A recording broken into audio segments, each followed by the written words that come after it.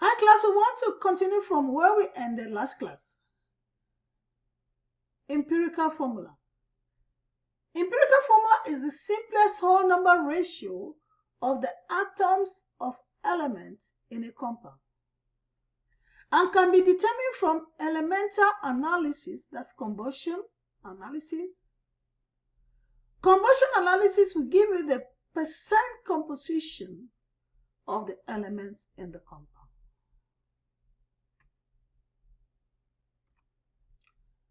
So how do we find the empirical formula of a compound? Let's look at these steps. We have to follow these steps. Step number 1, convert the percentage to grams. Assume you're starting with 100 grams of the compound. Skip if you already have the elements in the compounds in grams. Skip this step. But if not, you assume that the percent you have, you're working with 100 grams of the compound and convert it to grams. Step number 2, convert your grams to moles. Use molar mass of each element as conversion factor. Then step number 3, write a pseudo formula using moles as subscript. So the moles you have in step 2, use them as pseudo formula that you have as subscript. So divide all by the smallest number of moles. So you look at the moles you have, the one that is small, divide all by it. If result is within 1%, 0.1 of whole number, round up to whole number. But if not, multiply all whole numbers by number to make all whole numbers. If you have a 0.5 among them, multiply by 2. All of it by 2. If you have a 0.33 or 0.67 among those moles, divide everything, multiply everything by 3. If you have a ratio of 0.25 or 0.75, multiply all by 4. You're multiplying, you're not dividing. So if you have a ratio of 0.5 in any of them, multiply all by 2. If you have 0.33 or 0.67 in any of those number of moles, multiply all by 3. If you have a ratio of 0.25 or 0.75 in any of the moles, multiply all by 4. If you have just whole numbers, then skip step number 5. So let's take an example. A laboratory analysis of aspirin determined the following mass percent composition. Find the empirical formula of aspirin. So we have carbon 60%, hydrogen 4.48%, oxygen 35.53%. So we said when you have percent, assume that you're working with 100 grams of the sample and use the percent as grams. So we are going to have carbon 60 grams, we change it to 60 grams. Hydrogen, we change it to 4.48 grams. Then oxygen, we change it to 35.53 grams. So let's look at our plan. What are we doing based on our rule number 1 to 5? Convert the grams to mole to pseudo formula. Then if the moles, you have a fraction, turn it to whole number. Then that is your empirical formula. So let's continue with this example. So we write down the quantities that has been given. This is it. We convert it to mass. We have 100 grams of aspirin. That's what we are assuming. And in it, we have 60 grams of carbon, 4.48 grams of hydrogen, and 35.53 grams of oxygen. Step number 2, want the number of moles. We use molar mass as conversion factor. This is information about the molar mass. 1 mole of carbon is 12.01 grams carbon. 1 mole of hydrogen is 1.008 grams of hydrogen. 1 mole of oxygen is 16.00 grams of oxygen. So we want to use them as conversion factor to find the number of moles. So the number of moles of carbon is 4.996, and the number of moles of hydrogen is 4.44 moles, and the number of moles of oxygen is 2.22 moles. So now we write a pseudo formula. So step 3 and step 4, we write a pseudo formula, then we divide through by the smallest whole number, smallest mole, to get whole numbers. So this is our pseudo formula. And when you look at our pseudo formula, 2.220 is the smallest number of moles. So we divide everything by 2.224, 2.220. But see, look at this. We have a fraction here. We have 2.5. So what did we say we are supposed to do? We have to multiply everything by 4 to get our empirical formula for aspirin.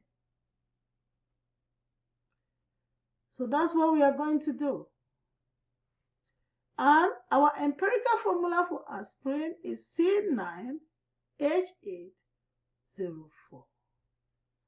So that's our empirical formula for aspirin. We want another example. Let's see another example. Determine the empirical formula of stannous fluoride, which contains 75.7% tin and the rest is fluorine. So give me 75% tin. So the mass of fluorine should be 100 minus 75.3. We assume that we are starting with 100 grams of stannous fluoride. So the percent of fluorine is 24.3% in 100 grams of stannous fluoride. There are 75.7 grams of tin and 24.3 grams of fluorine. So we want our empirical formula. We don't know X, don't know Y. So we convert these grams to number of moles using their molar masses as conversion factor. So that's our plan. Grams of tin and fluorine converted to moles of tin and fluorine. Then we write our pseudo formula. Look, we have the mole ratio. If we have a fraction, we need to change it to whole number. So let's apply our plan. So this is the number of moles of tin using the molar mass as conversion factor. This is the number of moles of fluorine using the molar mass as conversion factor. So this is our pseudo formula. But if you notice, the moles of tin is smaller than that of fluorine. So we are going to divide everything by the number of moles of tin. So when we do that, this is what we get.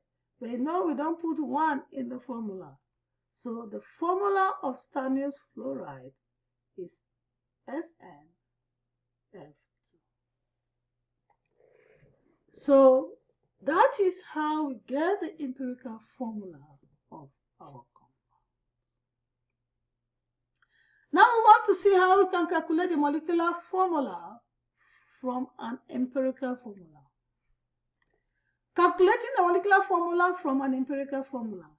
The molecular formula is a multiple of the empirical formula. So to determine the molecular formula, we need to know the empirical formula and the molar mass of the compound so that we can calculate N, the multiplying factor. So molar mass of molecular formula all over molar mass of empirical formula, you divide it, will give us N, the multiplying factor. So let's apply that. Find the molecular formula of butanedione, given that the empirical formula is C2H3O and its molar mass is 86.09 grams per mole.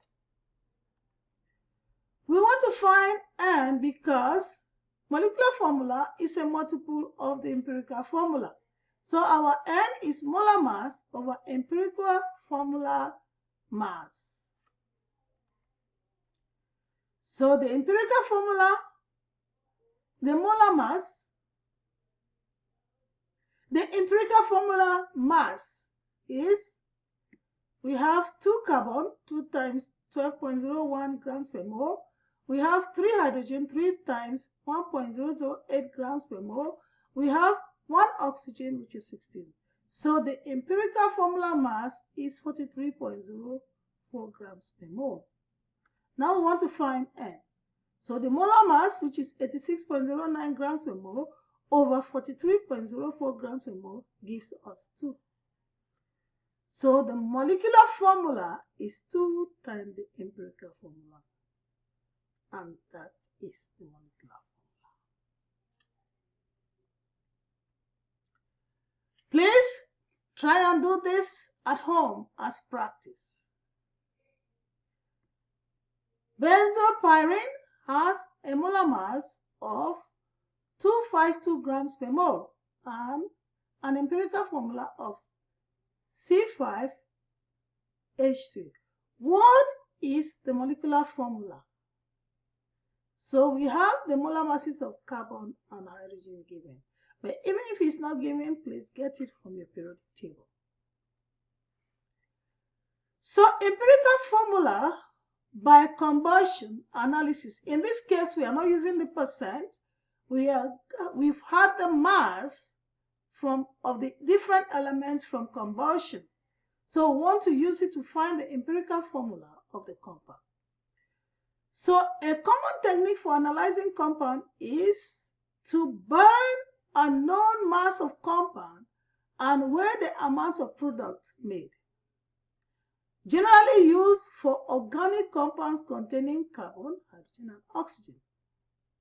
By knowing the mass of the product and the composition of the constituent element in the product, the original amount of the constituent element can be determined. All the original carbon forms carbon dioxide, and the original hydrogen forms H2O. So the original mass of oxygen is found by subtraction. Once the masses of all the constituent elements in the original compound have been determined, the empirical formula can be calculated. So let's try and do this example. Combustion of 0.8233 gram sample of compound containing only carbon, hydrogen, and oxygen produce the following. Carbon dioxide 2.445 grams, hydrogen 0.6003 grams. So determine the empirical formula of the compound. I want you to take note, in this compound there was oxygen there originally. So what you have to do, you have to find the mass of carbon and find the mass of hydrogen. Then you can get the mass of oxygen. So data collection. Write down the given quantities and its units. Compound 0.8 0.233 grams. That's the mass of the compound. The mass of carbon dioxide is 2.44 grams of carbon dioxide. The mass of hydrogen is 0.600 grams. Sorry. The mass of water is 0.6003 grams of water. So I'll go over again. Mass of carbon dioxide produced after combustion is 2.44 grams. This is what we are going to use to find the mass of carbon. Mass of water, yes, is 0.6003 grams. This is what we are going to use to find the mass of hydrogen. So when we have the mass of carbon and mass of hydrogen, then we can sum it up and subtract it from the mass of the sample to get the mass of oxygen in that compound. So since the compound contains carbon, hydrogen, and oxygen, the formula of the compound should be CXHYOZ, where X, Y, and Z are the number of moles of carbon, hydrogen, oxygen present in the sample. So come up with a conceptual plan.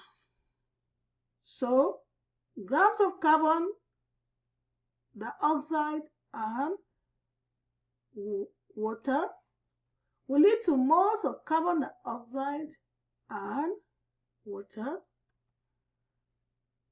will lead to moles of carbon and hydrogen. Then we can find the mass of carbon and hydrogen. From there we can find the mass of oxygen. So let's follow our steps. Then from there we can find the moles of oxygen. So moles of carbon, hydrogen, and oxygen. Then pseudo formula, then mole ratio. So these are the steps. I'll go again. So we are going to use the mass of carbon dioxide and water produced to find the moles of carbon dioxide and water produced. Then we can find the moles of carbon and hydrogen. Then we can find the mass of carbon and hydrogen. From the mass of carbon and hydrogen, we can find the mass of oxygen. From the mass of oxygen, we are going to find the moles of oxygen. So when we have the moles of carbon, hydrogen, and oxygen, then we can write the pseudo formula. Then we can write the ratios to lead us to our empirical formula. So let's follow these steps. So these are the relationships to use to find the moles. So the 1 mole of carbon dioxide, this is its molar mass, because we are going to use the mass conversion factor. 1 mole of water, this is its molar mass. 1 mole of carbon, this is its molar mass. 1 mole of hydrogen, that's its molar mass. 1 mole of oxygen, that's the molar mass. 1 mole of carbon dioxide contains 1 mole of carbon. We are using it to find the moles of carbon. 1 mole of water contains 2 moles of hydrogen. We are going to use to find the moles of hydrogen. So let's do our calculation. So 2.4 grams of carbon dioxide. This is the molar mass of carbon dioxide. We cancel the grams. Then when we get the moles of carbon dioxide, we use this mole ratio to find the moles of carbon. And the moles of carbon that we got was 0.05556 moles of carbon.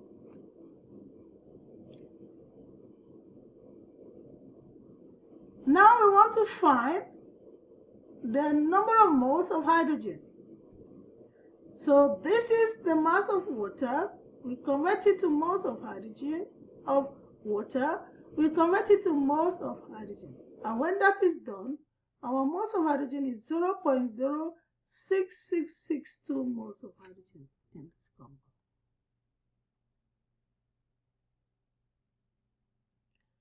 So we have gotten the moles of carbon and the moles of hydrogen. Now we want to find the mass of carbon and the mass of hydrogen. Calculate the mass of carbon and the mass of hydrogen. We are going to use the molar mass. So we have 0.667 grams as the mass of carbon. We want the mass of hydrogen. This is the molar mass as conversion factor. So we have 0.06715 grams of hydrogen. Now the next step is to find the mass of oxygen in that compound. So calculate the grams and moles of oxygen. So this is the mass of our compound, original compound. Then we sum up the mass of carbon and hydrogen.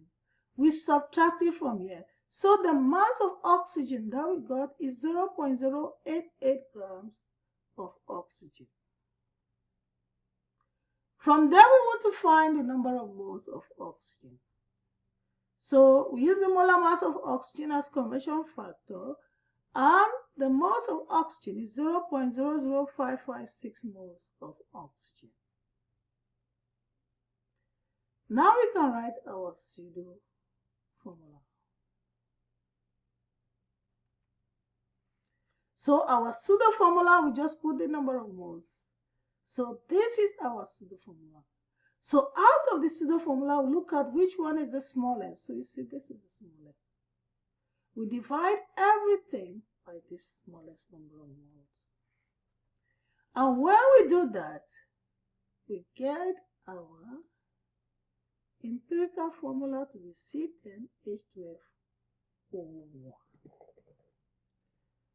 So that is how we can find the empirical formula from combusting our substance, from burning our substance.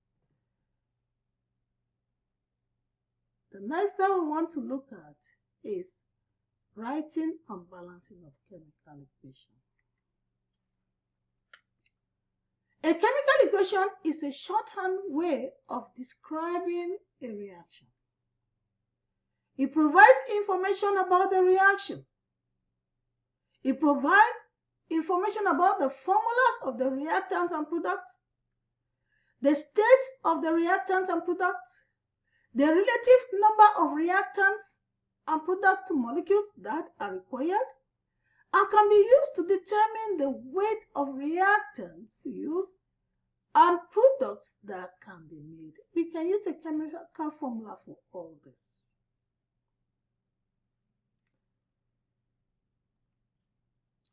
So let's look at some symbols used in equations. In a chemical equation, if our substance is in the gaseous form, we write this after the formula of the compound. This is lowercase, and we put it in parentheses. If the substance in the reactant or reacting is a liquid, this is how we represent it, lowercase l. And if it's a solid, we represent it lowercase s. If the substance is dissolved in water before reaction, we have to represent it as aqueous. Energy symbols used above, we put them above the arrow for decomposition reactions. Even when we have a catalyst, we can put it also above the arrow. So heat or light, we can use that.